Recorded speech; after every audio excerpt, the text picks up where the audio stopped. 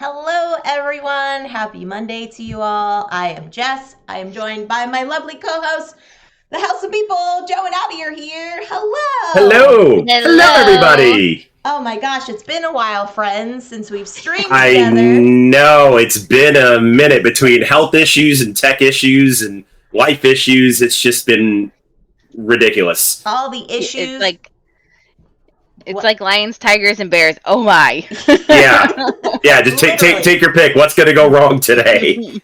Literally, but you all are here. I'm so excited. Are you all ready for the holiday season? Are you regretting it's holiday season? Are you indifferent about the holidays? What are your feelings about the holiday season?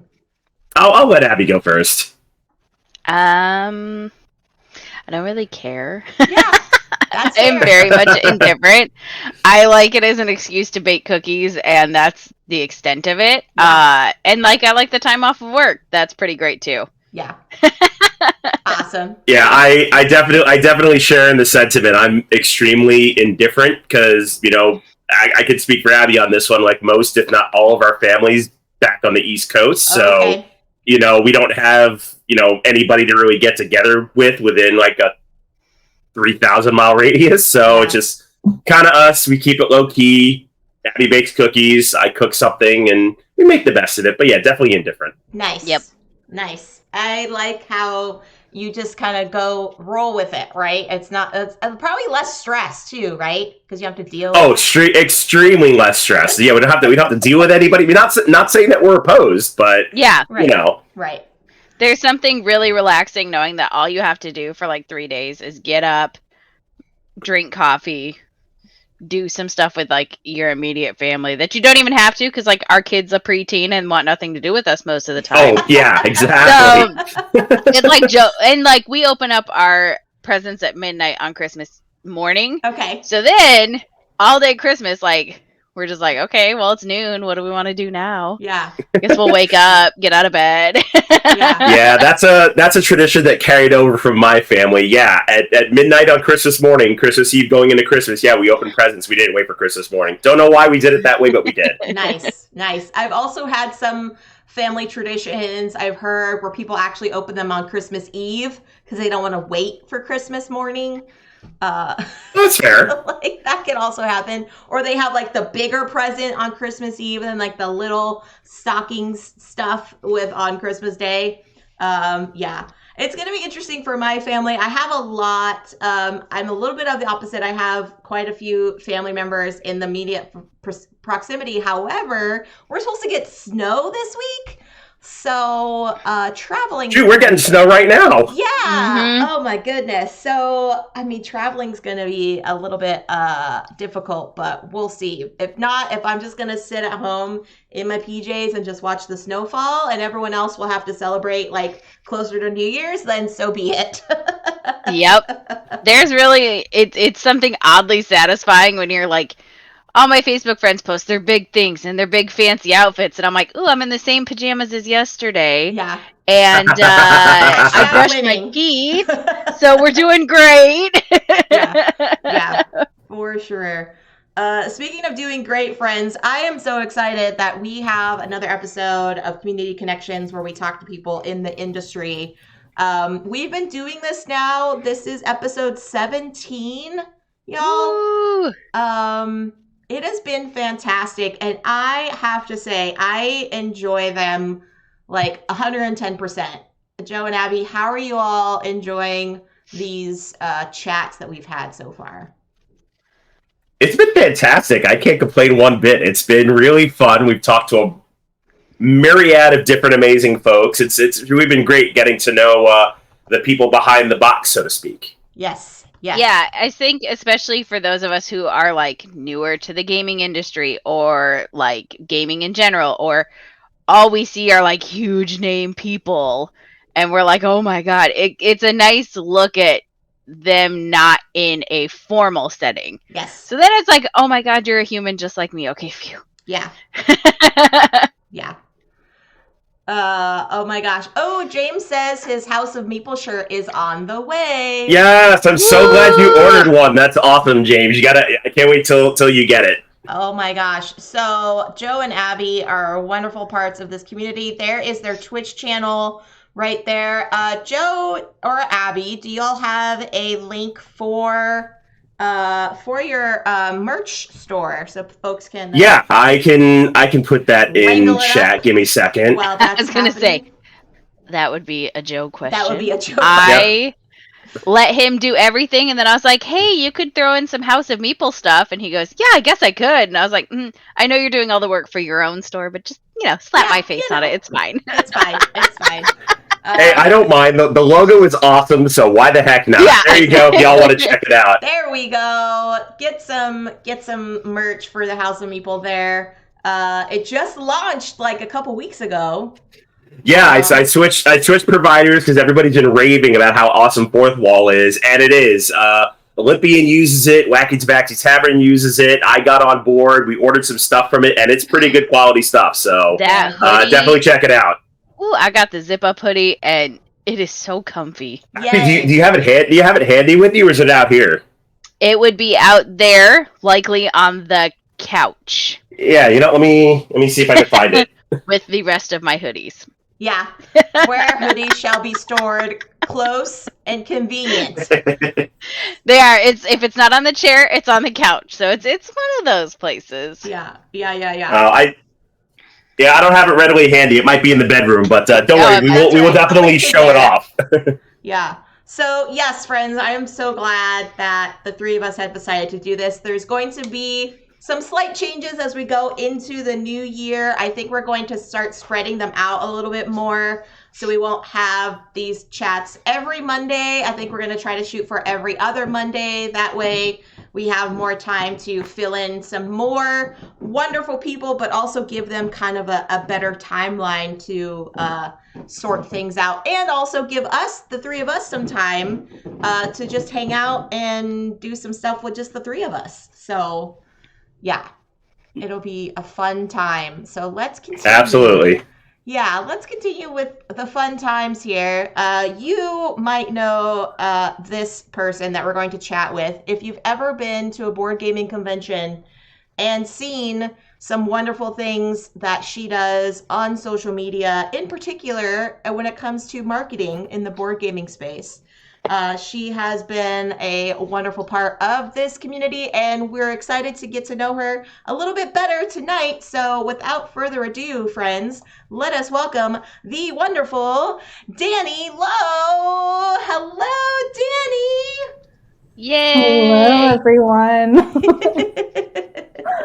It's me. Hello. It's Danni.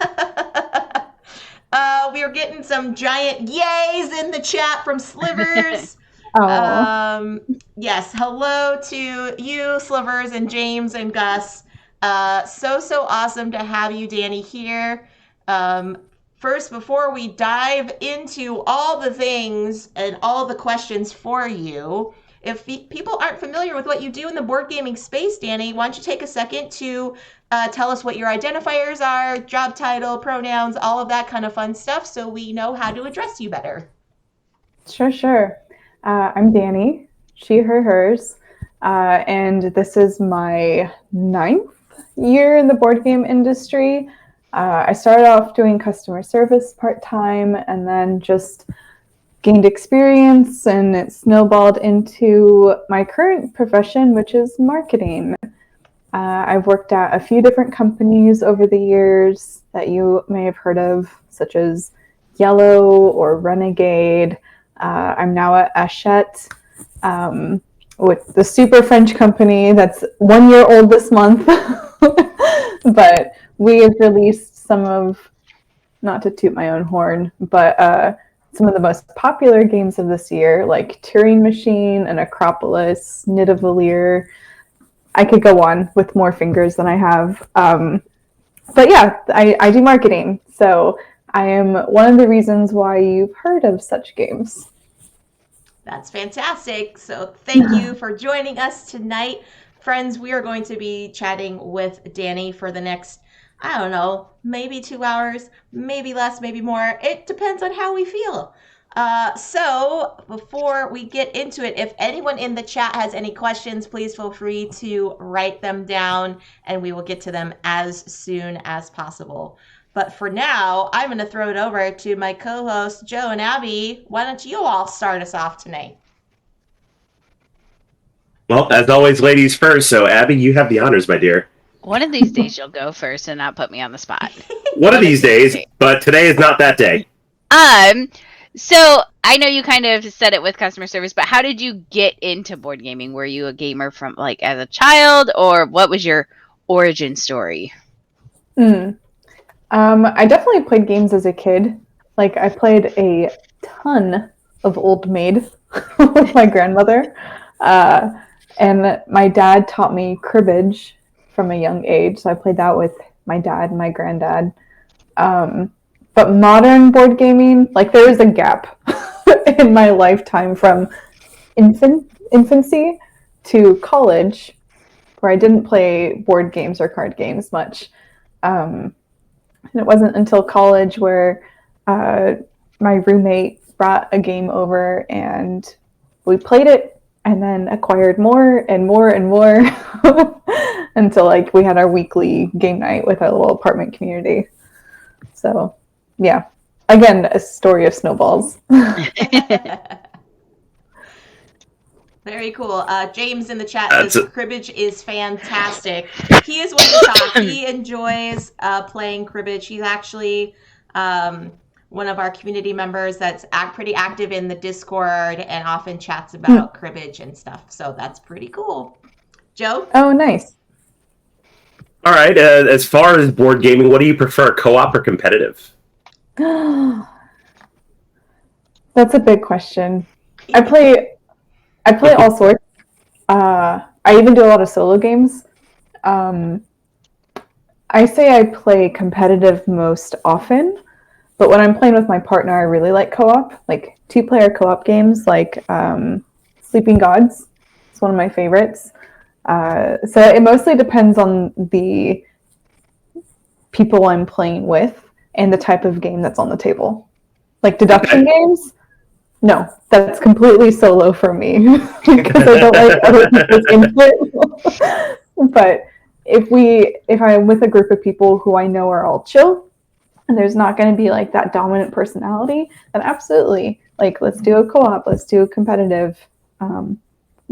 There's types of people who can't handle cooperative games. Mm-hmm. Yeah, that's fair. You always get that one alpha gamer, and then it just all goes downhill. The bad snowball. Yeah.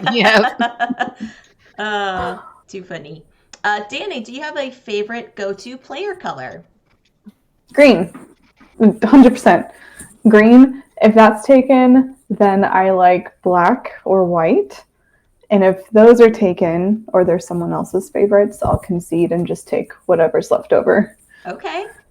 Mm-hmm. I love it. I love that like quick response. We've had a few folks on here that are instantly like, yes, I need to have this color. Like you were like so quick to like answer, it's green, it has to be green. And then some other people were like, well, I like these kind of shades, or I'm indifferent. And so I appreciate the quick response, because in my mind, I feel like everybody should have a player color. Because you need to know like what you're doing in the game, and if you don't know what color you are or you don't care, that can really throw your game off. Well, you know what happens though? I'm green so often that when I'm being polite and let other people play green, I oftentimes will move their pieces because I think it's me. So sometimes it backfires, but yeah. I affectionately call that the Amanda Panda syndrome. Yes. Whenever I play games with her, if she's not blue, she doesn't win because she always thinks she's blue. It's too funny. Oh, Panda. Yeah, she's too funny. Like especially on Board Game Arena, where like sometimes it defaults to your favorite player color, and if it doesn't, she gets anything else. She's like, "Oh no, I'm not gonna win. I'm gonna get confused." Too funny. All right, Abby. What's your favorite game night snack? All of them. I love snacks. It's a great answer. Yeah. I mean, something that doesn't get your fingers dirty, I'm like grapes and pretzels. Those are good ones. Okay. I also like last game night we had at our grocery store they have all the seasonal like chocolate slash candy covered almonds. So we had Ooh. pumpkin pie almonds and hot Ooh. cocoa almonds. There was eggnog almonds. So those were nice. I ate a lot of those. Wow, eggnog. Interesting almonds. flavors. Yeah. Mm-hmm. Yeah. I want to try those because I love eggnog. Yeah, like with eggnog, I'm like a one sip per year type of eggnog drinker. I had it. but I had it. Yep, I did my Christmas duty. But with the almonds, you can eat a bunch. I can confirm. Huh. That's me with pumpkin pie. I like having an obligatory slice every year just to say I did because I'm not a fan of it. Oh, even homemade? Even homemade. Just something with me and pumpkin just doesn't agree. Not a fan of it. Oh, good. I'm about to make a pumpkin pie for Christmas. Oh, That's my go-to dessert. nice. But I make a ginger snap crust. Oh. Ooh, that could be tasty. Yeah. Mm-hmm. Mm-hmm.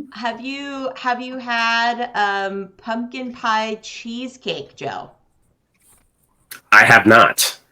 Have you, Danny or Abby? Any one of you? It sounds like something I should have right now. Oh my god. So, little tangent. I was at the Cheesecake Factory and they have all the holiday, the gamut of cheesecake flavors. And so like the holiday one was pumpkin pie cheesecake. So I was like, oh, I'll try it. And the lady asked, do you want the original or do you want pumpkin pie pecan cheesecake? And I said, yes. Ooh. So it was like pumpkin pie. The actual like cheesecake flavor was like pumpkin, so it was like a pumpkin cheesecake, and then they did the candied pecans on top. Oh my gosh, I was like, I'm like in the holiday season, like I could just eat this all the time. So yeah, it was delicious. Yeah, but I will ask too, Danny, if you had a snack that was messy, have you ever tried using chopsticks during game night? I use chopsticks when I'm snacking while playing video games. Oh, Because that, like, you don't have time to wipe your fingers off. So yes, I use them all the time to get my little chips. nice. All right, back to you. Yeah, Joe. I could say that's something Abby and I started doing. I don't know where she found them, but they're like these cute mini chopsticks, and you wear them like on a ring on like 2 fingers. That way you have the rest of your hand to do what you want playing games. It's fantastic. It was in the Amazon. future. Yeah, Seriously, best invention ever. that's awesome. All right, Danny. What is the last game or thing you backed on crowdfunding? Let me check. Oh my goodness. I know we're waiting on a couple things to arrive, like Artisans of Splendent Vale and Frosthaven. But the very last thing, I think it was a group of 4 puzzles, but like magic puzzles that I don't remember, they're either different than the picture, like there's details that change and that way you like unfold a story, or you swap things. I've done those types of puzzles too. But imminently, I will soon be playing Artisans of Splendent Vale and Frosthaven. All right. Awesome. That's very cool. I love how whenever we ask that question, most of the time people are like, hold on, let me check my backer kit. And they're like, they like pull it up the app on their phone or they have a tab open. I love it. Yep. There's too many. I've slowed down a lot. My partner was like, I have super backer status. And I'm like, how? Because I don't think I backed out many things, but I back a lot of small things. Okay. Like if I total them up, it's not that bad. I back a lot of indie RPGs, like solo journaling RPGs that are delivered like via PDF. The big things like Frosthaven and stuff are few and far between, but yeah, I'm a super backer. No big deal. That's awesome. All right. Let's see. Do you have a favorite game mechanism? Yes, worker placement. Okay. That's my jam. It's my favorite games are Caverna and Through the Ages, and Yes. all of them that have you placing workers. It's just my jam. I don't know why. Even the ones where they're like pure worker placement, where if someone places on a spot, it can't like it closes it off for others, and also nicer ones where everyone can do the same thing, and even using dice as workers. I love them all. I'm so glad that Board Game Arena now has Caverna on there, and so it's in beta right now. But so far, it's pretty good. The only thing I will say is that there's a lot of scrolling because, as you know, Caverna is just a giant table hog. Yep. But I love it. I did one stream of where I actually had like multiple cameras, and I was like, "Here we go! I'm playing." It was insane. It was insane, but I made it work. Have you played the with the new expansion yet? No, I haven't. I'm super excited to like see like when I can get my hands on it. When I get my hands on it, because I have one of those the wooden inserts, so it like it organizes all the bits and stuff too. That's one of the 2 games I've actually like footed the bill for like a custom made insert, because otherwise it would just be a giant bag or like bits inside bags inside the giant box. So Right. That's most of Ube's giant games. right. Yep. Yeah, very cool. Yeah. Yeah, just like looking at my shelf real quick. I know Fields of Arl was like that. Caverna, of course. A Feast for Odin. Yeah, I'm glad Odin. those trays are in there. Oh my Yep, goodness. Yep. Speaking of Uwe, did you see Olivia on Twitter? Yes, her tattoo. I love it. No, I didn't. Talk. Oh my goodness, Jess. Oh. Hold on, Jess. I will. Olio plays, right? Yes. Yeah. Yes, it is probably the most like fan thing I have ever seen in my life, but it is so good. So good. Oh my gosh. Okay, someone ask Danny another question while I'm looking this up. Yeah, Abby, it's your turn. I know. Don't interrupt me. Gosh. Do you have a favorite designer? I mean, I don't have a tattoo of him, but no, I'm very jealous of Olivia's tattoo because it is Uwe. I think I own the most, like, of the games in my collection. Most of them are by him. Not most of them, but he's a designer I have the most games of. There we go. That's how you say that sentence. I also like Vlada from CGE. He does. I mean, he's Through the Ages, so yes, I like him quite a lot. I'm trying to think of some American designers. There are some. There are definitely some. There exist. I like Antoine Boza a lot, and Bruno Cathala. Speaking of French designers, those 2 are my favorite. I mean, all great individuals and great games as well. Mm-hmm. Yeah. Oh my gosh. Did you find it, Jess? Yes, I did, and I just commented on it. Isn't that the greatest thing ever? Like seriously, y'all in chat, if you're following Olivia on Twitter, so go see this tattoo she has of Uwe Rosenberg. It is chef's kiss. It is wonderful. Yeah.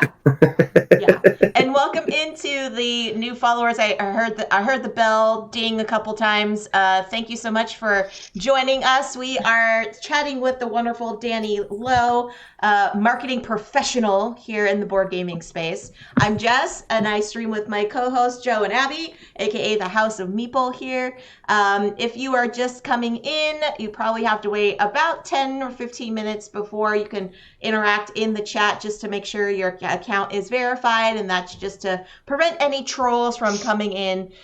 So thank you so much for hanging out with us. If you have any questions for Danny, please feel free to pop them into the chat.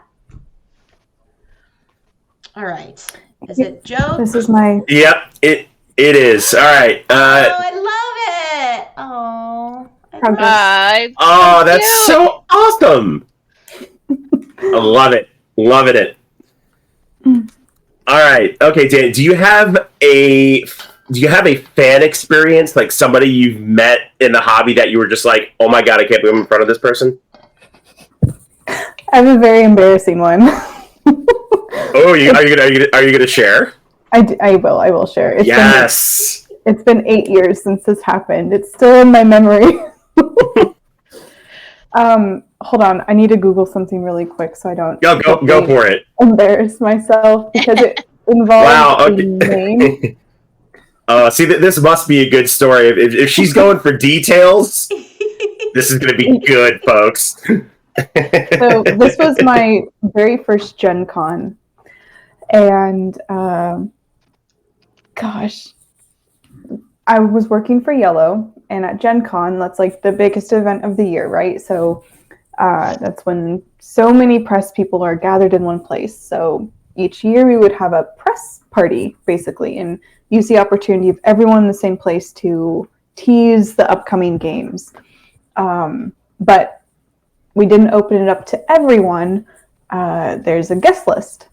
And it's not just press, there's like professional partners, designers, our like distributors, whatever.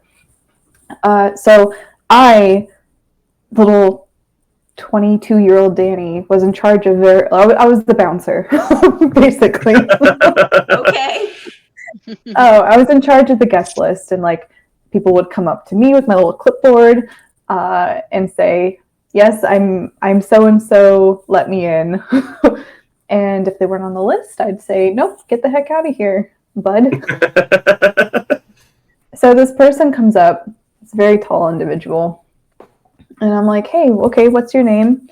And he says, Matt Leacock. I'm like, that sounds, yeah, you're on the list, that sounds very familiar.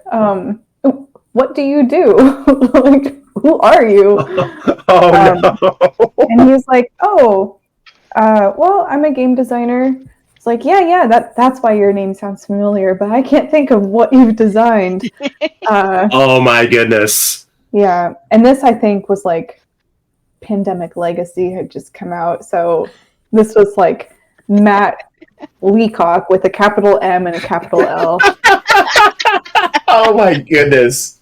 Yeah, so I let him in once I realized he was Pandemic Guy. Oh, that's great. Hi, I don't know who you are, but you're on the list, so yeah, go that way. Yeah, issue.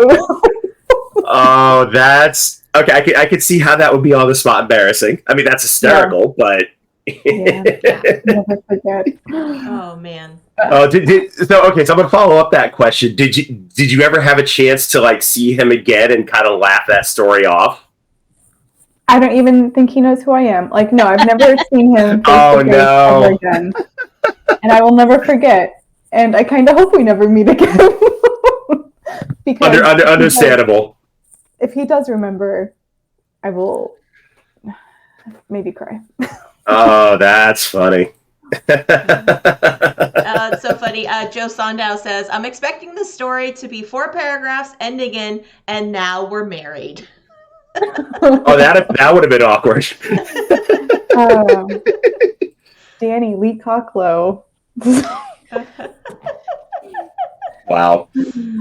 Like when Tom Hanks gets stopped by a bouncer who's never seen a movie. Right? That's probably the equivalent. All right. Yeah, there's been like several other really pleasant interactions with designers that I can't think of now. So that is the only story that's popped into my head forever. It's a good one. Thanks. Yeah. That memorable indeed. Okay, we have a question from James who asks, what is your favorite and least favorite part of your job as a marketing guru for Hachette? For Hachette specifically? Yes. My most favorite part is getting to work with so many companies, because Hachette is kind of an umbrella. And we have 8 different studios as like the prongs of our umbrella, all coming into the US at the tippy top of the umbrella, if we're using that metaphor. But it means I basically have 50 coworkers because each studio is its own company with its own team. So I get to like have my fingers in all of the goings-ons of those companies. And so I learn a lot through their different styles and their different values and processes. On the flip side, I would also say that's the most challenging. Not my least favorite, but the most challenging because all 8 of them do things differently. So I constantly have to be flexible, but also remember how each one does things and juggle those personalities. So I like it the most because it's challenging and it's like new experiences every day. My least favorite part, that's tough to answer. Aside from like the 8 different ways of working that I have to juggle, there's a lot of games to be put out each year because like each studio, like I said, it's its own company. So if you imagine each company releasing 2 games a year, let's say, that's already 16 games a year. And some release 5 or 6 games a year. So we have a lot coming down the pipeline for next year. And so there's a lot of planning and a lot to do. So that's not my least favorite because that's a job. Like there's always things to do. Yeah. But yeah, that's the other challenge. Yeah. That's fair. That's totally fair. All right, Abby, what you got? Yeah, what is one piece of advice you'd give to someone just starting out? In the board game industry? Mm-hmm. This is a question I get frequently. And every year my answer changes a little bit based on what I've learned. I would say networking is super valuable for our industry because it's very small. The bigger the industry, the fewer people know who you are necessarily. Like you become like this little worker ant, so it's harder to see the individuals in such a large picture. But in our industry, everyone is tight-knit.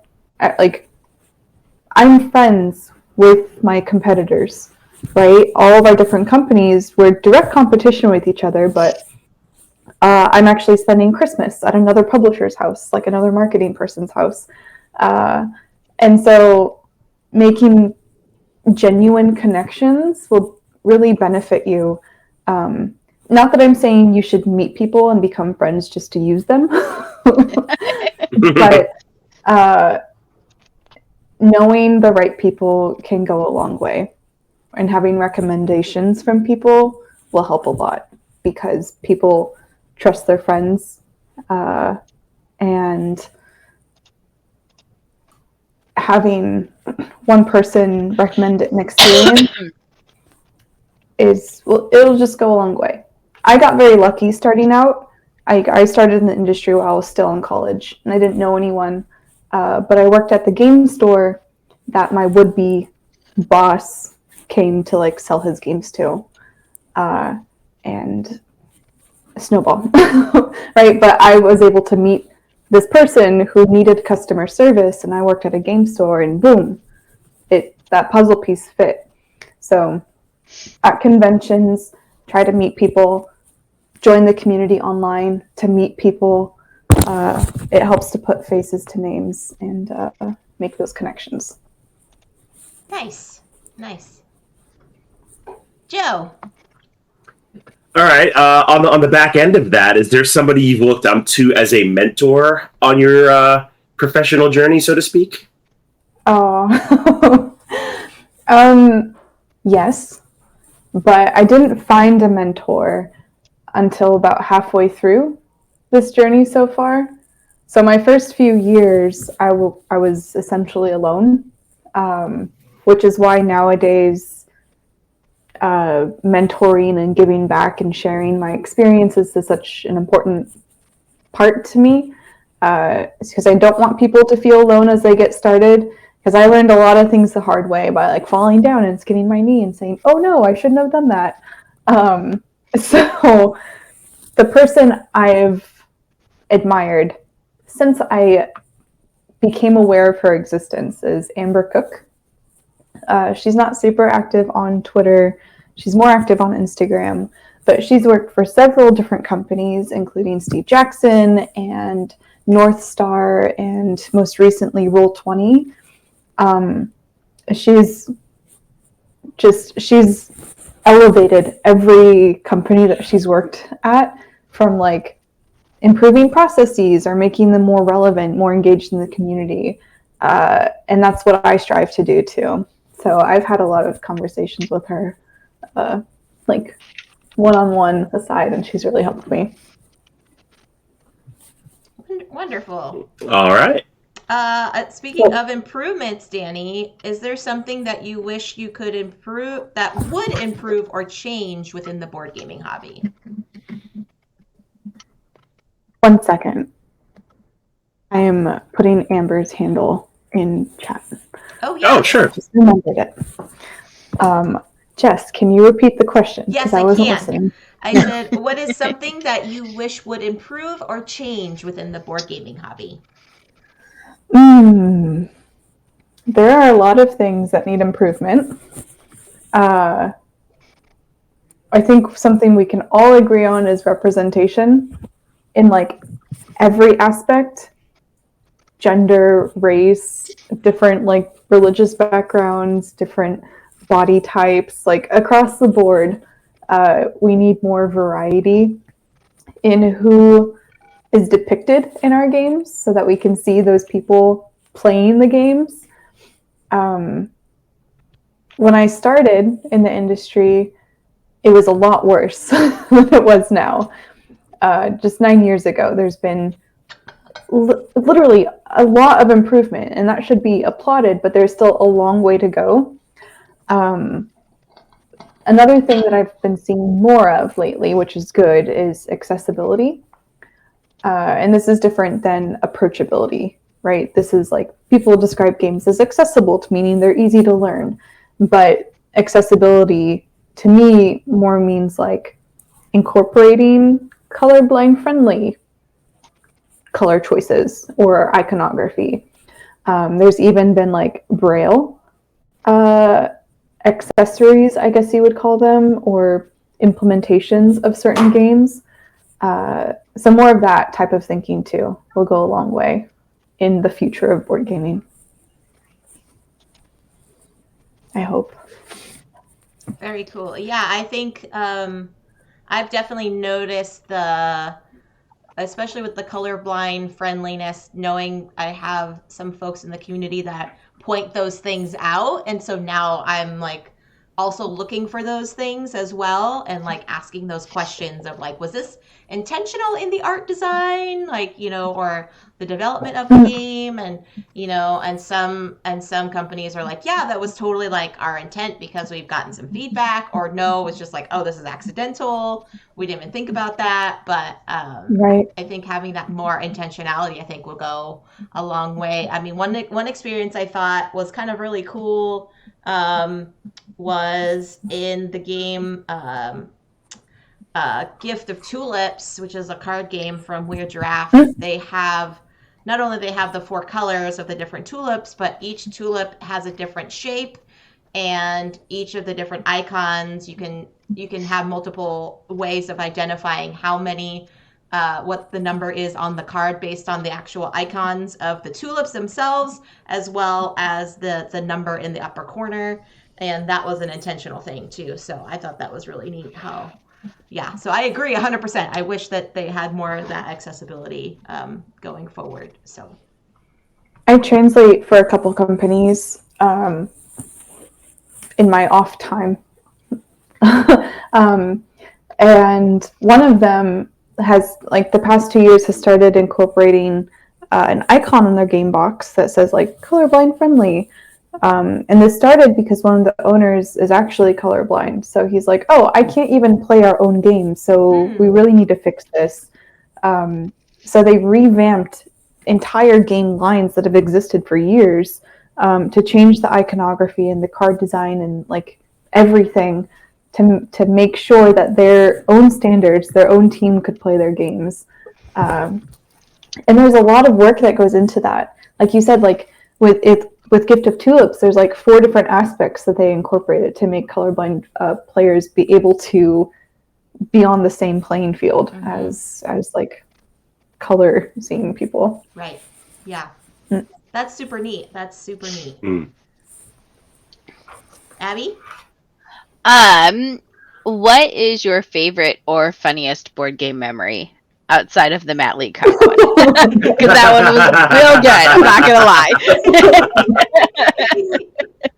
Oh man, I don't know. I mean, every time oh no, that's inappropriate. I can't share that one. There was just a time in just one where we had full player count and there was only one clue left, but it was extremely inappropriate, so I will not share that on stream. There's been plenty of times where, oh no, okay, I have one. I don't know if this is funny, but it makes me laugh. This was PAX Unplugged 2019, and I had actually gone on vacation. I was not working the booth. I was just there for the show. And so me and 2 of my friends were in the first look area, which is like, they have the hottest games of fall set up on tables. And there's usually like 3 copies of the game side by side down a line. And PAX staff will be walking around. You can ask them questions, or there's the rule book, right? You can just play. Now, us 3, we sat down to learn Expedition to Newdale. And we learned just from the rulebook by ourselves. And we'd gotten halfway through the game. Okay, I do think this is funny. We'd gotten halfway through the game, and there's a table next to us with 4 or 5 guys. And one of the guys is very confidently teaching his group of friends. But we just finished reading the rulebook. And I can be kind of a know-it-all. So I'm listening because I'm right next to the table. And the very confident guy is teaching the rules completely wrong. And his friends are no. And I keep looking over and like glancing and like making eye contact with the friends, like, do you need to be saved? Are you okay? And my partner's like, Danny, stop. Leave them alone. It's your turn. And I can't ignore this group of people who are destined to have a bad time because they're playing wrong. So I jump in and actually. Oh no. The guy teaching, I don't remember what was wrong, but it was like multiple times he said something that was just completely off base. So his friend asked a question, he answered wrong. And I was like, nope, you do this here because of this reasons, and it's right here in the rule book if you just read the rule book. So he wasn't necessarily happy about that, but his friends were like, oh, that makes so much more sense. Thank you. Oh no. We were only halfway through our game, and Expedition to Newdale is not short. Mm-hmm. So they were my neighbors for a while longer. And eventually it kept happening where the teacher was just continually wrong. So it got to the point where his friends would just turn to me to ask their questions eventually. Oh, no. Which was very funny. That is pretty funny. That to their friend. Yeah. That's a great story. I love it. Go Danny. Danny for the win, actually. Right? Yeah. I agree. I made 4 new friends and 1 enemy. That's a really good ratio. Yeah. I think you made out ahead there, Danny. Thank you. So good. All right, so we got some questions from chat. First, the joke question from Joe Sando. Where do we go to find out the inappropriate story? Twitter after the stream. DM Danny on Twitter, Joe. There you go. Yes, there you go. And then the real question from Joe: when's the time you were in the middle of a game and had to leave because of work duties? Oh, interesting. Well, weekend game days, never, because I try to have a good like work-life separation. There's been a few times play testing for work that I had to abandon for other work things. I don't think I have a good answer for this because it's either I was working and had to go work on other things, or I was playing games and not working. So that didn't happen. Okay. Nice. I'm glad that you can actually have that like compartmentalization of like, this is my work time, this is my gaming time. Because I think that could be difficult for some folks to kind of tackle. Yeah, I mean, it wasn't always like that, but I've learned. Yeah. I've That's learned it's great. very important. Yeah. There's been several board game arena games I've abandoned because I forgot it was my turn forever. Whoops. I've also learned that I can't play async. So everyone who invites me to BGA to play asynchronous, don't, because you will never play that game. Oh man. Or send you a DM on Twitter and say, hey Danny, do you want to Yeah, play this take game it. right now? Right now, There you yeah, go. that's a better chance. All right, Danny, what is a motivation that you have that keeps you going within the board gaming space? Oh, that's a really nice question. I would say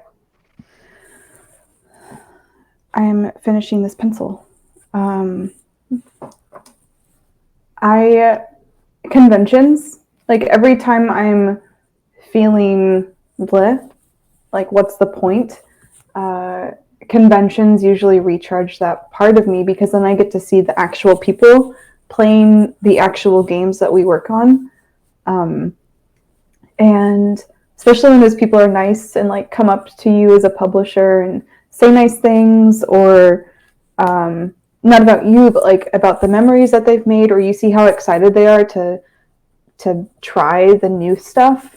That is incredibly rewarding.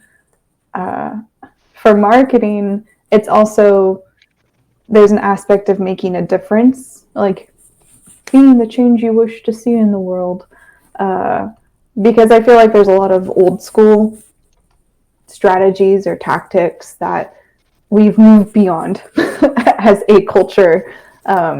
So showing that like focusing on community-based stuff and actual human-to-human emotion and memories is also marketing, not just like analytics and figures and conversions, blah blah blah. It's not my style. Very cool. Cool. Abby, what you got? So do you have a game that you would never play again? Yes. It's okay. This is a safe Yes. space, Danny. This is a safe space. Yep, we're not going to tell anybody except everybody here. The internet will the know, but internet it's is fine. going to watch this later. There's actually a few that. So I'm very big on first impressions. There are a few games that I've tried and stopped halfway through, and I just have acknowledged like, oh, this is not for me. I'm not having a good time. Other people are. That's fine, but this is not something I want to spend 2 more hours doing. But the game I literally will never play again is actually a whole genre of games. Just completely no. I'm awful. I'm absolutely awful at social deduction. And Coup is the game that comes to mind as the like actual, this game specifically I will never touch, because this was like 8 years ago that I last played it. Because my gaming group, I was in college, remember, and so my gaming group this one week was mostly engineers. Like it was their weekly thing that I was joining because of a friend, whatever. And their weekly thing was to play Coup with their engineer brains. And so how they were like the super meta gamers. They figured out, oh, if you have this role, you should say this or you should do this, and if anything went against that, then obviously you were this person. And I never played Coup. I'd only played Resistance, and Coup's a little bit different. Like the rules are different, and I was still not 100% confident on the rules when we started playing. And I don't even remember what my role was. I don't think I was a traitor. But it was my turn. And I said something that apparently set off their engineer brains. And they like accused me. And I was like, no, I literally don't know how to play. I'm not I'm not betraying you. I need your help. And they did not believe me. And so curses on them. And Coup. But yeah, social deduction. It's usually like one night ultimate werewolf that lasts like 2 minutes. I can usually get by. Spyfall. There was a time I played a lot of that, but usually people just know when I'm the werewolf or whatever. Because I get very suspicious and smiley for no reason. You look at me, I smile, you know. Aw, too funny. Too funny. I think that having the recognition that like not every game is going to be for you and there's nothing wrong with it is good. And I feel like more people should, and like we should be able to just bluntly be like, this is not my jam. Like I did it with Joe this weekend. We were playing a game and he's like, I think you'll like it. We played it wrong the first time, and I'm like, couple rounds into it, I'm like, nah, I still hate this. And he goes, okay. And I was like, I'll keep playing for you, but this Abby, is not my jam. You're gonna make me throw you under the bus. I will throw myself under the bus because Joe was like, we messed up a rule in Super Ski Pinball, and it's gonna make a whole or whatever Super Skill Pinball, and it's gonna make it. It did not make a huge difference. I still hated it. I still felt like I was ripping my teeth out with every stinking dice. But here's the thing. Like I wound up liking it. She still hates it. Oh man, that's because the rule we messed up was not even like that it wasn't like it was a fundamental core game altering rule. It was we messed up like once a turn versus once a whatever. Yeah. Just very minuscule. And I'm like, wait, that's all we messed up? And he goes, yeah. And I'm like, yeah, this is not my jam still. And okay. Yeah, that's perfectly okay. I'll play it by myself. I was like, so Jesse's gonna have to play it with you. That's totally fine. That's totally fine. I got you, Joe. I got you. It's fine. Yep, I'll play it by myself. So don't get mad. Don't get mad when it all shows up here tomorrow. Of course you did. Of course I did. Of course you did. I did. Bless your soul. All right. I forgot who's asking a question, so I'm just going to jump in and ask a question from the chat. Quade Green is here. He says, sorry I'm late, but Danny, how is Hades? Oh, I started Hades, the video game, for the first time yesterday. And this was a game I swore I would never play because, like social deduction, I don't like video game terms, bullet hell or roguelites. Anything that's too chaotic on the screen, I can't follow where I am. Just like first person shooters, I don't know where the bullets are coming from, so I just like stand there and die. So I was like, Hades, I acknowledge that the gameplay I will never enjoy, even though the characters are super hot and the story is phenomenal. But I watched a lot of it being played, so like I know these things about the game. But it's currently on sale for half off on Switch, and they just announced Hades 2, which I would like to experience with everyone instead of like over the shoulder of people. So I was like, it's on sale. It's now or never. If I like truly don't like it, then I've spent half of what it normally costs, so I feel less bad. So I did my second run last night. I haven't played yet today, but I made it to Meg on my second run, which I think is good. Yeah. So yeah, Hades is going well. I'm going to be playing it after this stream in bed, and it will be a great time. So God mode is that's one I've yet to start. I still need to get around to it. I have it, just haven't played it yet.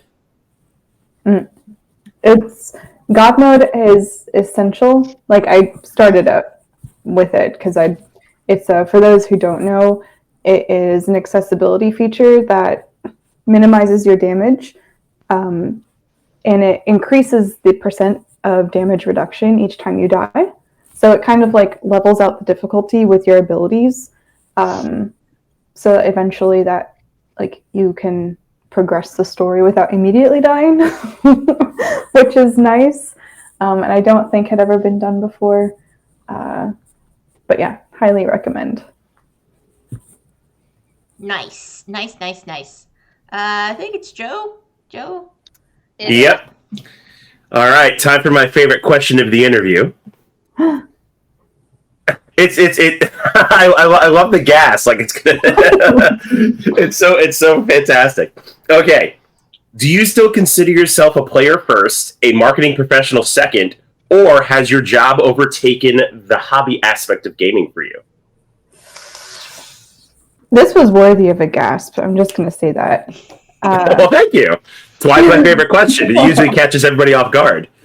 Yeah, I don't know why I feel bad answering it. Like, when I started, I would say the first 4 or 5 years, I was definitely still a player first. Like, I came home from each convention with 2 suitcases, one full of dirty clothes and one full of games.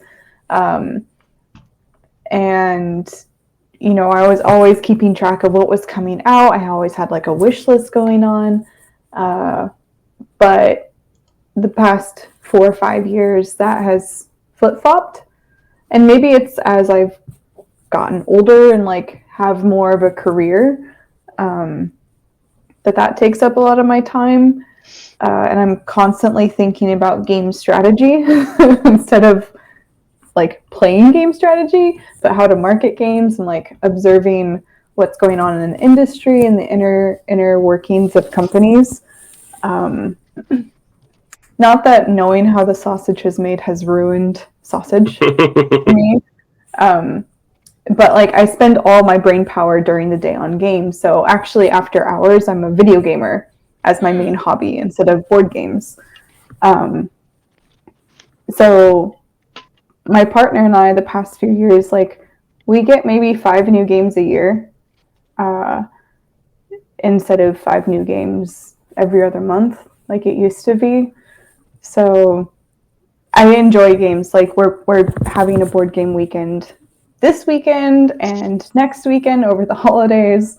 So we definitely still played a ton of games, but I am not so much a current fan of the hotness as I am the games I already have. If that makes sense. It's a great answer. Yeah. Abby? Horizontal, vertical, or if it fits, it sits. I think my answer is primarily vertical. But I guess if it fits, if it fits, it sits. My main game room, aka our formal dining room, turned into game room, is alternating vertical and horizontal based on box shape. So yeah, that's if it fits, it sits. I thought I would have more logic than that, but no, it's literally. That's fair. We recently we moved into this house 2 years ago, and before that we had a calyx, you know, the like cube system like this, but grid. And so we had all of our small pocket size games in a cube in a bin. We never played them at all because it's like out of sight, out of mind. So here I'll have to tweet a photo of our gaming shelves, but they're all open, and we actually have a floating shelf above them all for our small pocket games. So we have them all on display. We can see them all, which has really helped them be played more often. That's smart. I never thought about that, but I guess that makes sense. I also have the basket in like the Kalex grid system, but it's all of our party games. So like and it's just my husband and I, and so most of the time we don't pull out a party game if it's just the two of us. So we're like, wait, what are we doing? Oh, we're doing family game night. Okay, where's the party games? Okay, I have to like, how many did we have in here? So yeah, I totally get that. It's like, here's the games that we're only going to pull out on occasion. But yeah, the pocket games I would think would get to the table a lot more often if I saw them. Yeah, so that makes sense. Totally makes sense. I don't, this is still kind of a fan move, but I also have a spreadsheet of all of my games, and it's not just the name. It's the minimum player count, it's the maximum player count, it's if it has a playmat, and if there's an expansion. Oh my goodness. I love it. I love that. That is fantastic. So that, I know, we just did this for New Year's Eve. We're going to have 5, maybe 8 people over. So I just went filter 5 to 8, like max player count. And now we that is great. Pro tip. There you go. Hearing the great ideas here first. Oh. So speaking of player count, Danny, do you have an ideal player count or group size? I mostly play 2-player, and I like that a lot with my partner because we're kind of just purely complementary in our play style. We both like the same games. Our thought processes and strategies align, so that's why we play a lot of like Sleeping Gods together, just because it's an easy campaign when your brains are the same. But for Uwe games or any of my worker placement faves, I like 3-player, because usually for those games your action spots have opened up more than 2-player, but there's not too many people that you're just waiting half an hour between turns. So that's my sweet spot for those worker placement games. For party games, I like 6 to 8 players. Really, the more the merrier. For things like Just One or Decrypto, all of them. Lots of people. Bring it on, all the people. Joe? Awesome. All right. Do you think the term board games and tabletop are separate, or do you think they're becoming interchangeable? I don't know why I gasped at all of your questions. It's interesting.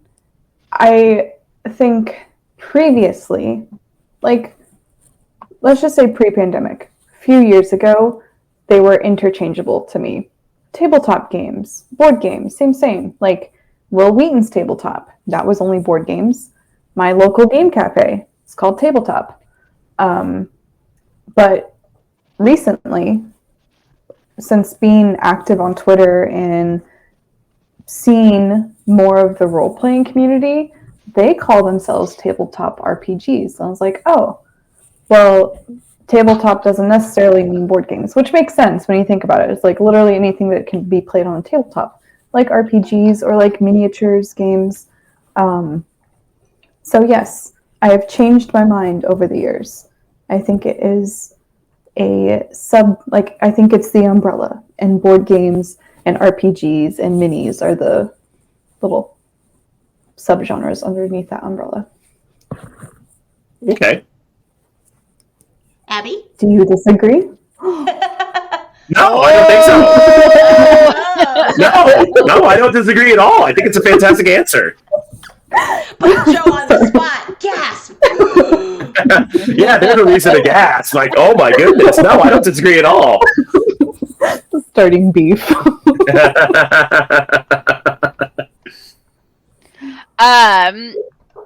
What is the most incredible bargain you found on a board game?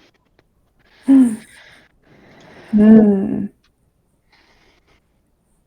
not going to count friend discounts that I've received.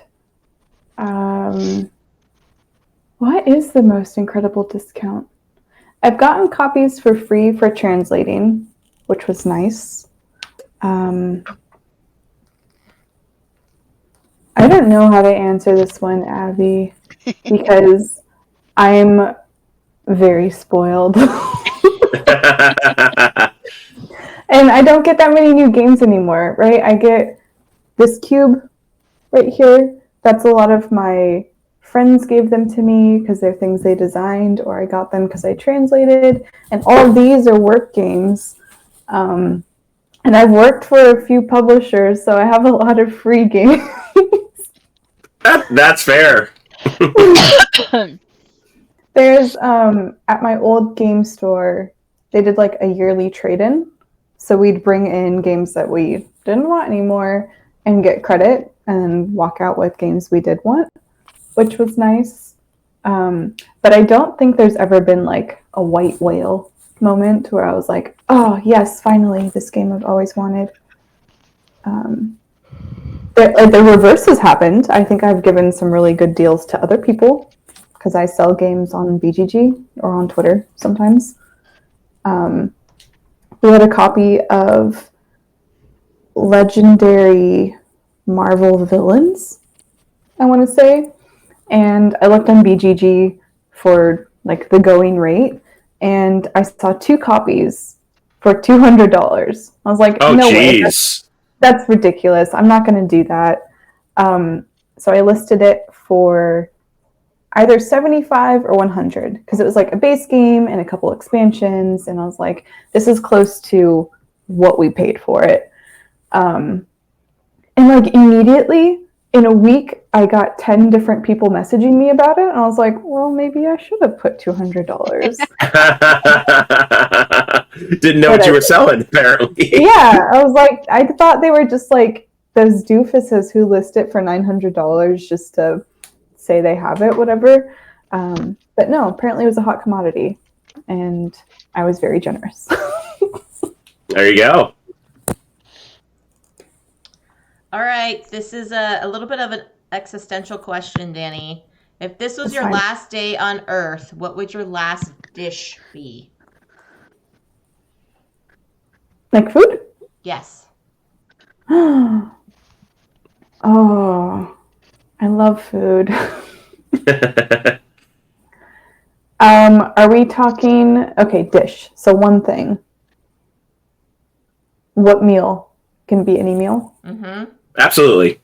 Oh. Dang.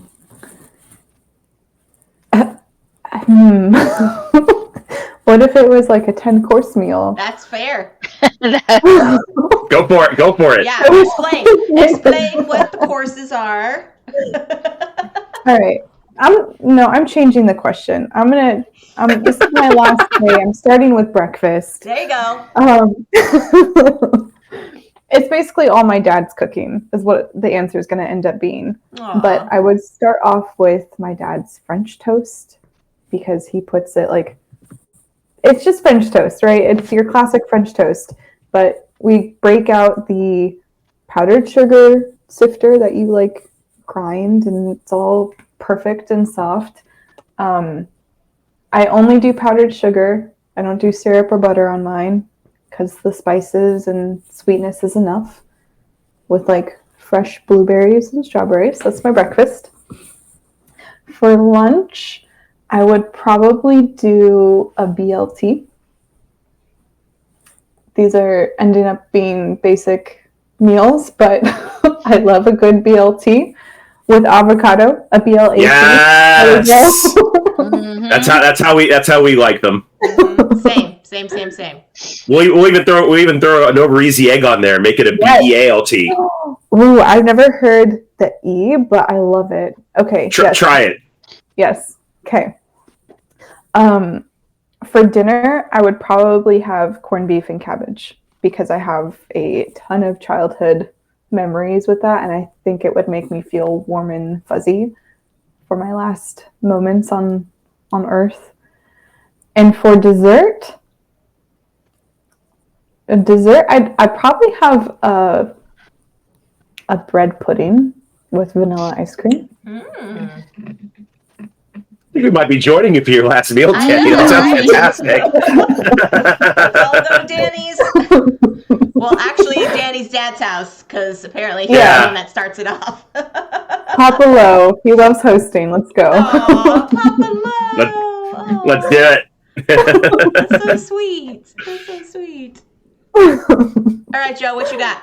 Joe or Abby? Sorry, I keep jumping around. Oh, no worries. I could go next. All right, Danny, in your opinion, do you think crowdfunding has changed board gaming for better or for worse? There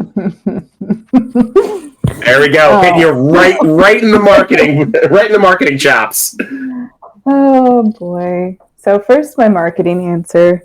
I think crowdfunding has allowed a lot of independent creators to create things, which is great. I'm like my indie RPGs, my journaling, like super creative endeavors. I love that those exist, and those are good for the community, right? Those are giving people a leg up, broadening their reach, their exposure, like creating richness in the industry, giving new voices the opportunity to speak and share their ideas. Where crowdfunding has been become negative, or it's always been negative, I don't know, is with like the big projects and feeding into the FOMO and collector feelings. I don't have to manage Kickstarters anymore, and I am incredibly thankful because it is a thankless job to be on the other side of the screen. Like being a backer, it's easy. You give money, you get things, and you wait, X amount of time in between. And for most people, that's it, right? You may read the updates. You may forget what you've backed, like I do. But then there's that I know it's a small subset of people who are just like rabid and obsessive over what they've backed and feel a certain type of way, like ownership. And that is very, very hard on companies and employees running those campaigns. Just the like entitled attitude runs rampant in those campaign comments. And I don't think it's a good look for the community, but I also don't know the solution, right? Because you can react to those people with kindness and it doesn't break through. Like, I don't know how to make them nicer, I guess. And it's sad. Yeah, I have heard working for publishers and things too that have to deal with crowdfunding campaigns. Just the like really like the inner exchanges between coworkers, like, okay, I just got this on BackerKit. Like, what do we say? Like, how do we respond? And like you're like, really? Some people are questioning, is the boat actually here? Is the boat actually at the docks that you said it's on the docks? So that means if it's on the docks, then that means X, Y, and Z, right? And you're like, no. Yeah, like the conspiracy theories and the extrapolations, like that GIF with numbers. Right. I'm like, you don't know what you're talking about. Yeah. And it just takes a lot of mental energy to manage those types of comments, because you have to do a whole bunch of research to prove yourself, even though you're the company, like you're the expert. You're constantly under a microscope, and it's not a good feeling. Yeah. Oh man. Well, while we were chatting right now, we just got a raid from Duchess. Thank you so much, Duchess, and Welcome in, everybody. Yeah. Yes. Welcome in, Raiders. Thanks for giving the shout out to Duchess. Good evening, everyone. My name's Jess. I am joined by my wonderful co-hosts, Joe and Abby from the House of Meeple, and we are speaking with marketing professional Danni Loe. You might have seen her around the convention scene and on social media. She's the marketing professional for Hachette Games right now. We are just getting a cozy little chat with her tonight. If you have any questions for her or for us, please feel free to pop them into the chat. I know Duchess was having her dinner with Duchess discussion. I hope it went well. So thank you all for joining us this evening. All right, Abby, got a question? I do. What are your top 5 games for a weekend getaway? How many players? Yes. Oh, family or friends? Yes. Yes. Like this is like your ideal pick. Yeah. Like perfect player I'm count, for a weekend. perfect people. Yep. Like Okay. ideal gaming conditions. Oh, if only. Okay, I would bring 7 Wonders with all the expansions, and I would want to play with all of them because that's still never happened. I've never experienced Armada, but it sounds fascinating with like the boats as a new track. Yes, that would be 1 because it goes up to 7 players. That's great for every situation. How many games do I have to think of? 5? 4 more. Oh boy. Okay. Hold on. Let me refer to my spreadsheet. I have it bookmarked. Gosh. I mean, just 1. I have to bring just 1 because it's the perfect party game. So we've got drafting, we've got party game. For a worker placement, I'd probably bring Caverna because that also goes up to 7 players. And with the expansion, you've got variable player powers, so really, like, everyone will be happy. And with 7 players, it'll take 5 hours, so that's like a quarter of a gaming weekend already done. Oh, I love it. I love it. I would probably also bring Wingspan because I love Wingspan and Birds. And again, there's like a million expansions that you could pick and choose your play style. And no matter what level of player you have, like if they've never played games, Wingspan's a great one to introduce people to. I think my parents could handle it. Okay, I'm at 3. You're at 3. You got 2 more. All right, this is one I do like bringing everywhere I go. And I rarely get to play it because people are not convinced that it's a fun time. And this game is called Thunder Alley. And GMT games, I want to play that so badly. Yes, first it's GMT, which later I can share a story about them and why it's surprising that I'm a fan. But Thunder Alley is a NASCAR racing game where you have your own team of cars and you're playing cards to manipulate, like to move forward, but either pulling the cars behind you along or pushing the cars in front of you or doing both. And you can like go into the apron to get repairs and there's events and whatever. But this game is amazing with the full player count, which is according to my spreadsheet, maximum of 7. And so when you have all 7 teams, it's like between turns, your car may zoom straight to the front or it may be left behind. And all of the cars have different driver names. So if you want, you can add in like a little sprinkle of role playing, however you think people act. It's great. With the right group of people, it's an amazingly hilarious time.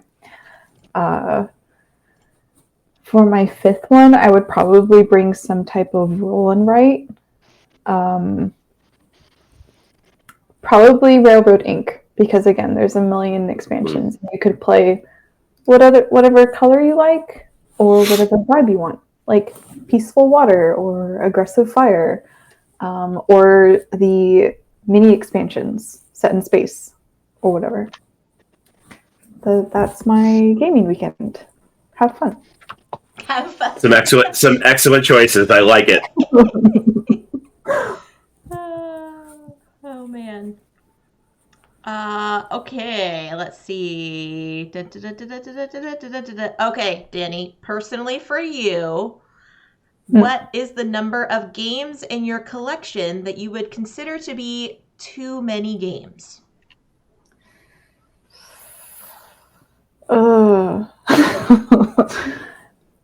Well, I think I have too many games right now. I would like to implement a one in, one out policy because there's no more shelf space. So I'm like, what are we going to do? I do not want stacks of games placed everywhere. So what we've done is our shelves are nice, but then all of the games that we're meh about are in my closet behind doors where you can't see them. Including expansions, I think we're at 400 titles. Let me consult my spreadsheet. 394, including all the expansions. So excluding expansions is probably like 300. And that is the upper limit of boxes I want in my house because we don't play them. Like, we don't play all of them as often as the others. The people who have 100 games, like one bookshelf of games, I am very jealous because I'm like, I know every single title is at least considered when you're planning your game night. You see all of them, you remember all the rules, so you can get them to the table faster. It is too many games when I can go years without playing a box on my shelf. Wow. Years. I didn't even think about that, but like, I guess that could be a thing. Mm-hmm. Wow. No, it is. When I'm deciding what games to sell, I'm very liberal. I'm like, nope, get it out of here.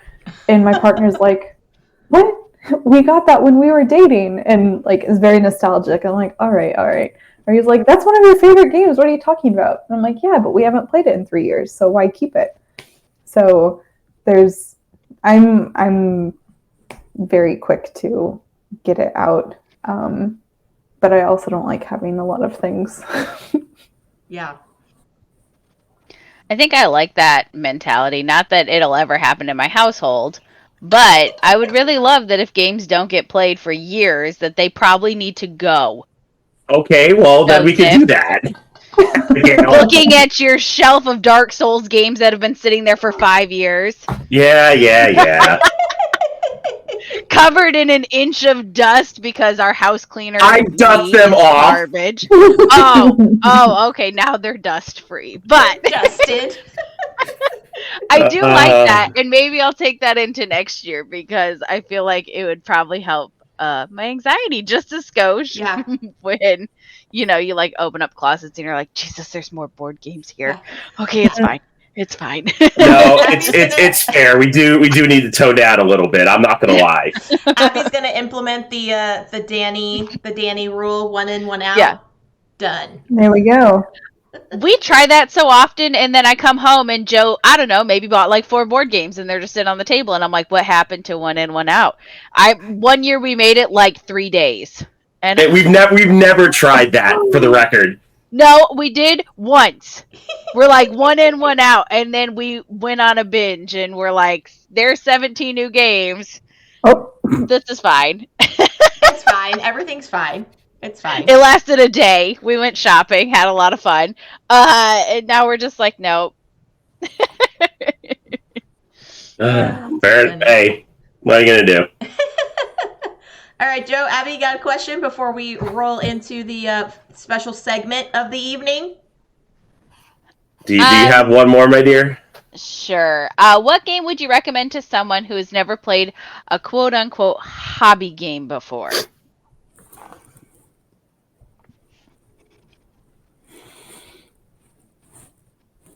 So how many players are we thinking? It's jokes. It's jokes. Yes. I say maybe 4. Yes. I think I always say Wingspan for this because it is complex enough that it is a hobby game, but it is simple enough in the rules. Like, you only have 3 actions you do. You place a bird, you play a bird, or you activate one of the 3 rows. Like, your choices are very limited, but the way they build upon each other slowly as you play more and more birds, I think makes it a really accessible experience for new players because it's that slow burn. There's also a lot of agency since they choose the birds to place. So I think that's the main difference between modern games and what a lot of people grew up with like Candyland, a roll and move, where all of your actions were just like whatever the die said and you don't get to choose. So Wingspan does a lot of like, I don't want to say fixes, but is a really good comparison to a lot of people's first experiences. So that's like the perfect opportunity to open their eyes. Like, oh, games don't have to be like this. Oh, they can be about birds and still be interesting, or they can be beautiful. They can have eggs you want to eat. So yeah, kudos to Wingspan. That is one of my forever faves. That's a good one. That's a good one. That is a good one. All right, Joe, are you ready, my dear? I think so. Let me go get our friend. I'll be back. Okay. Oh, I didn't know there was a friend. Yes, this is our special segment for our guests whenever they come on to Community Connections. If you all are familiar with the chat, you know what's about to happen. I tried to recreate this last week when I was flying by my onesie. I think I did a pretty good job. I think you did good. But yes, Danny, this is the more serious, more intense questions. If they haven't been serious or intense enough, it's about to get more serious, more intense here. Okay, I'm ready. Yes. Okay. And let me get a coloring update while we're waiting for Joe. I'm working on the CCG. I love it. So friends, every guest that we've had here on Community Connections has graciously colored our CCG logo, and Danny took it upon herself, which I think is awesome, to make fan art of the logo. So she not only created her sketch of the logo, but she's also coloring it in. So there we are. And good evening to you, or good morning, Dutch Yoda. Welcome in. And now I will hand it over to our good friend, Sir Phantom Lipton. Good evening, everybody. Glad to be back. It's been a minute. Jess, might I commend you? You did very well last week. Thank you, sir. I appreciate that. Of course. So we've come to our portion of the show where we put our guests on the spot and give them the Sir Phantom Lipton questionnaire. Danny, are you ready? I think so. A little nervous. Don't be nervous. There's nothing to be worried about. It's on the up and up. I give you my word. All right. I trust you. All right. Here we go. What is your favorite board game? Oh, Caverna. I know this one. Okay. What is your least favorite board game? Coup. I know this one. What board game makes you feel the most happy? Oh, I don't know this one. Just one. Okay. What board game makes you feel the most sad? Can I say coup again? Sure, Yes, why you not? can. Yes, you can. Yep. What board game components do you love?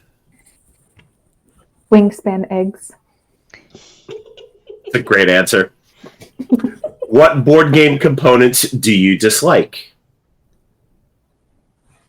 Can I say all of Coup? I'm sensing a theme here, and I think I know what the answer to the next question's going to be. What board game is so bad that its name should become a curse word? Cool. Yep, I knew that was coming. Okay, what profession other than your own would you like to attempt? Oh, interior design. Okay, what profession would you not like to do? Skydiving. Okay, and final question, if heaven exists, what would you like to hear God say when you arrive at the pearly gates? We've got every board game available except for Coup. And there you have it, my friends. There's the Sir Phantom Lipton questionnaire. Danny, you did splendidly. Well done. I'm crying. That was great. I love it. I love it. Oh, man. If we have learned anything about Danny, it is do not... She doesn't like Coup. She doesn't like Coup. But I like Oh, so great. Oh, that's so sweet. So sweet. Oh, man. Well, we just have a couple more questions, Danny, before we let you go. Abby, do you have one you'd like to ask? I think I got my good ones done. Okay. So. Okay. Let's see. Danny, do you have a favorite set of dice? It's funny. I have a big bag of dice somewhere. We moved 2 years ago and ended up not in the board game room, but the other day I was playing Micro Macro, and they suggest you use some type of component to mark your progress and keep track of the little person that you're trying to find. Mm-hmm. And I was like, my bag of 1,000,000 dice, this would be perfect. And I couldn't find it. So I had 2 dice that I got at PAX from my favorite game cafe in PAX in Philadelphia called Queen and Rook. They were custom made with their little game cafe logo and like a blue sparkly one and a purple sparkly one. And the owner had given them to me during a marketing dinner I arranged with my group of marketing friends. It's become a tradition to go to Queen and Rook during PAX. So those 2 are my current favorite dice because they're the only 2 I can find, and they're my most recent ones. Okay. Very cool. Joe, do you have any other questions for Danny? Yeah, I think I'll end with this one. This might be fun to ask. What kind of games are you more partial to, simplistic or complex? Ooh. It's a very interesting question that I was also just discussing with a friend.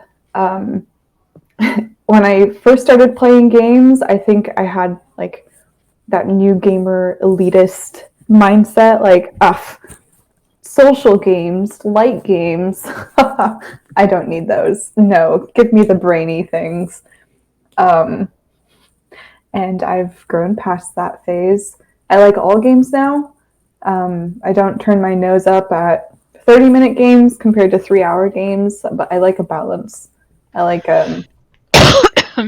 like your appetizer game and your main course and a dessert. I like to sandwich heavy stuff with lighter, fun stuff.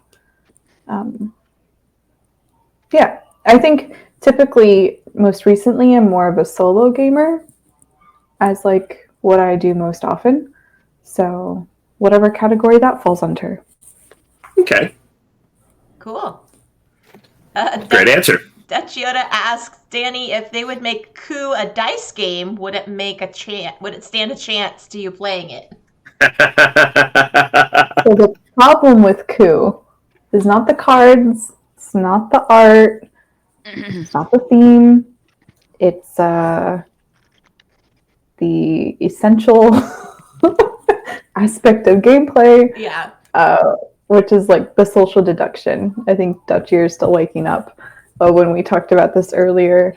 I'm a bad liar, and everyone knows it, and I had an awful experience with it.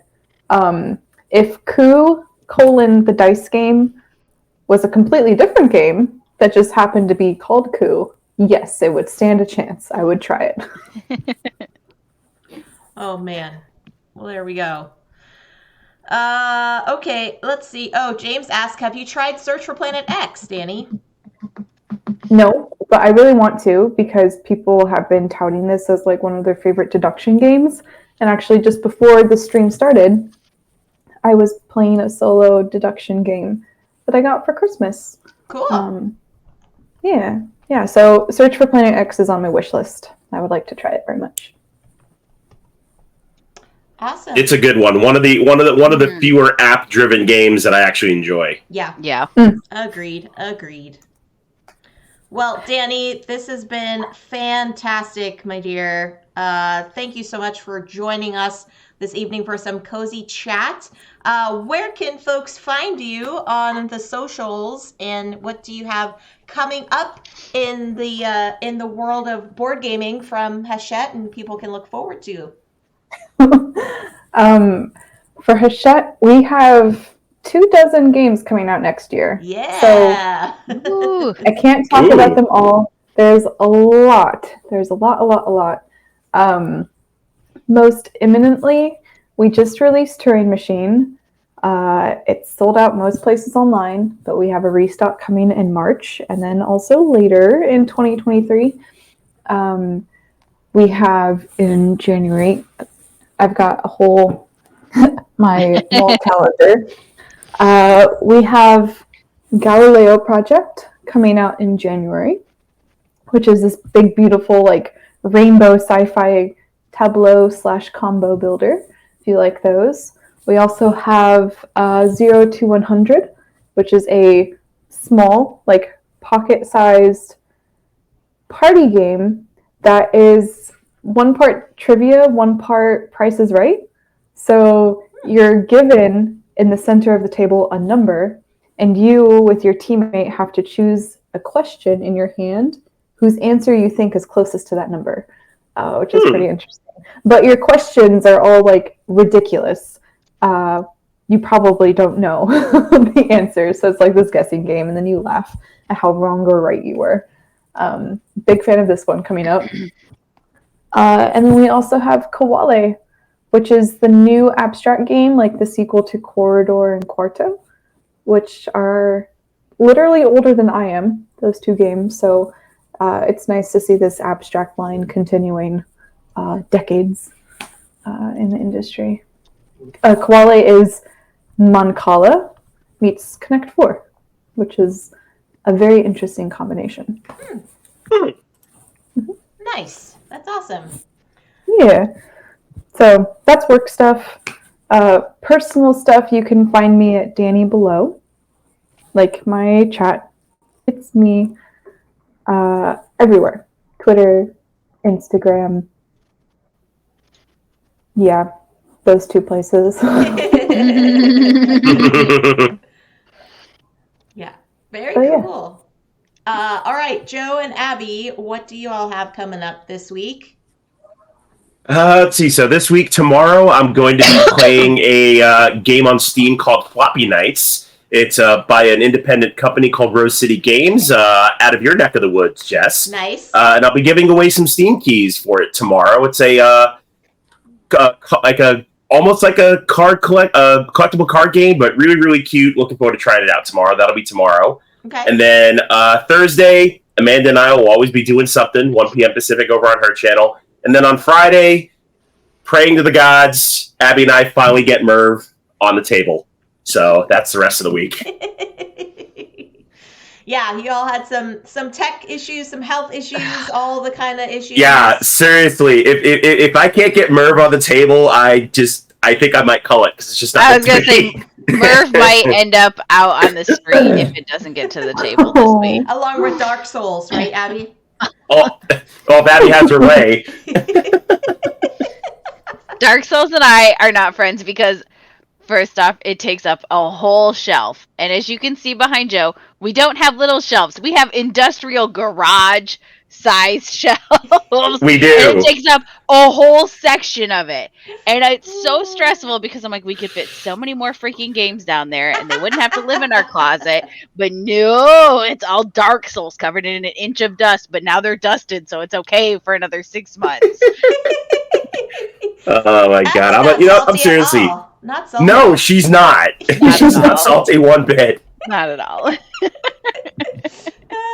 Well, all right, friends. If you've seen on socials, I am doing my top 5 games of 2022 for the remainder of my streams. So on Wednesdays and Fridays, except for Monday. Monday evening, of course, for Community Connections, we'll have another guest on here.